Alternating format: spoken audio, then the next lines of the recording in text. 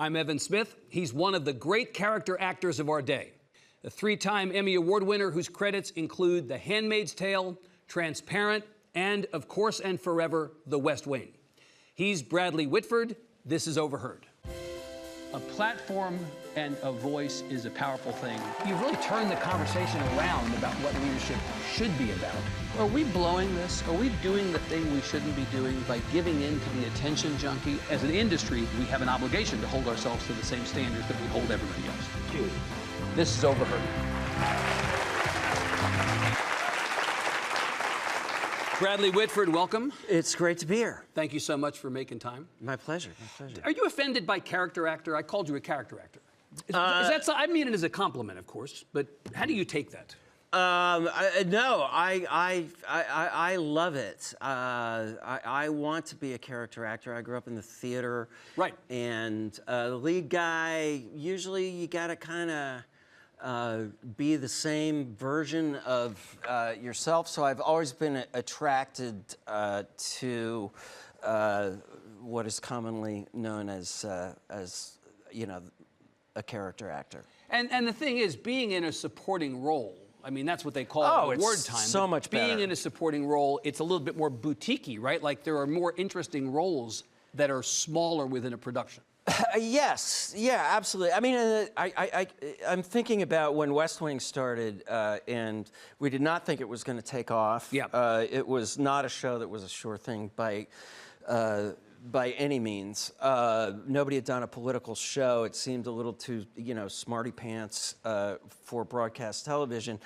But there's a moment, actors are not without egos, when shows start to take off. Right. Where you wonder, you know, who's going to be, you know, is there a George Clooney here? Who's the breakout? Yeah, who's the breakout? You're referring, of course, to George Clooney's early time on ER when he was nobody and then he became something. Right. And it was a tremendous relief to us all on that show that everybody was the star. Right. It was a real kind of team effort. So there are, certainly as an actor, you want to see if you can, you're interested in seeing if you can sustain a leading role. I remember when I met Aaron Sorkin, he gave me my career twice. I thank him for it all the time, but the first time was doing... in the theater. Yes, in the theater in A Few Good Men. And I came in a supporting part, and I understudied the lead. And at a moment when, no offense to me, the role of the lead character, the Tom Cruise character, should have gone to a fading television actor, he gave it to the understudy, which was me. And it meant a lot to me to know, as an actor, if you've never done it, you want to know, can I sustain, you know, the interest of an audience, you know, through a story like that. But I love being a character actor. You don't mind that you are associated, it's 25 years since The West Wing, let's just say out loud that this is a significant anniversary year as we sit here. It's 25 years since that show went on the air. Which is unbelievable. Which is amazing to think about because it's also so present. Yes, and so in 25 years, I'll be 89. That's in another 25 years. Yes. Well, you can come back and you can just be really hard of hearing and I can yell at you, actually, my questions.